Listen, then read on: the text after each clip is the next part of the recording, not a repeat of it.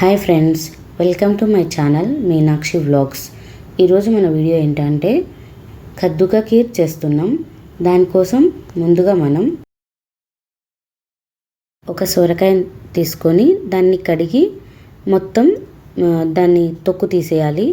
అలాగే దాన్ని తురిమి పెట్టుకోవాలి పక్కకు. తర్వాత ఒక ప్యాన్ పెట్టుకొని అందులో 3 చెంచాల నెయ్యి వేసుకోవాలి.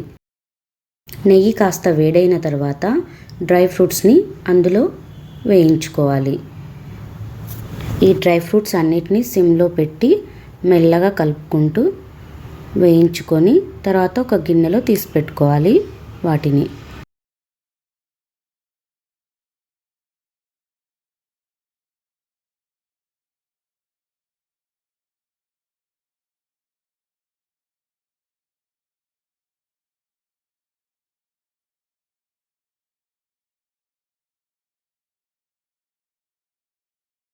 డ్రై ఫ్రూట్స్ అంతా పక్కకు తీసిన తర్వాత అదే నెయ్యిలో మనం తురిమి పెట్టుకున్న సొరకాయ తురుమును కూడా వేసుకొని వేయించుకోవాలి.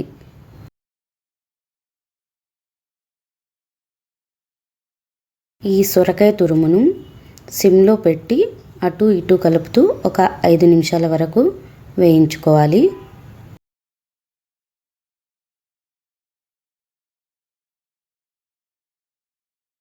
సొరకాయ తురుము 5 నిమిషాలు వేగిన తర్వాత అందులో ఉండే వాటర్ అంతా ఇంకిపోతుంది. తర్వాత వాటర్ ఇంకిపోయిన తర్వాత దాన్ని తీసి పెట్టుకోవాలి.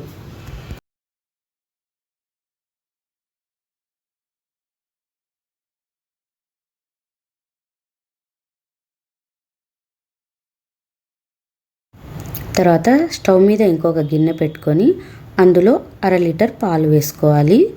నేను 1 కప్పు సొరకాయ తురుము తీసుకున్నా కాబట్టి నేను 1/2 లీటర్ పాలు మాత్రమే తీసుకున్నాను. పాలు వేడైన తర్వాత ముందుగా మనం వేయించి పెట్టుకున్న సొరకాయ తురుమును కూడా ఇందులో వేసుకోవాలి.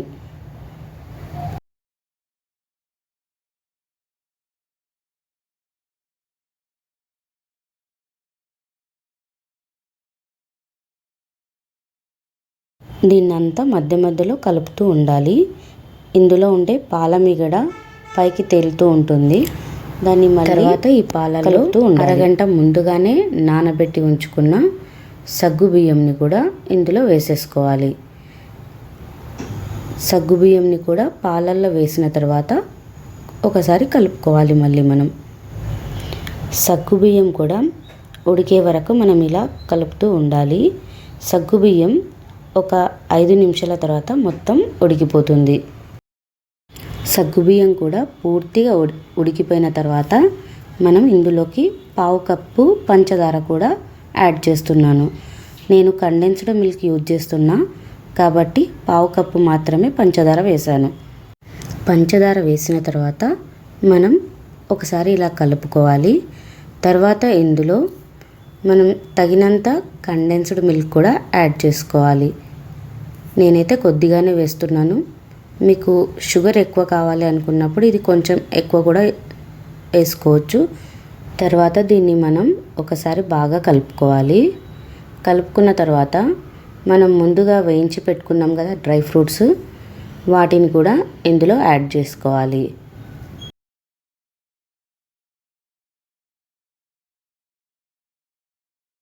డ్రై ఫ్రూట్స్ వేసుకున్న తర్వాత అలాగే ఇందులో మనం కొద్దిగా గ్రీన్ ఫుడ్ కలర్ కలుపుకుంటున్నాం.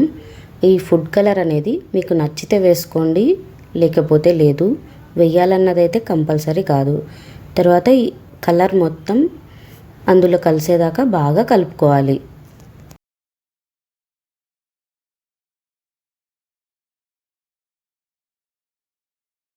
ఇది మొత్తం బాగా కలిసిపోయింది.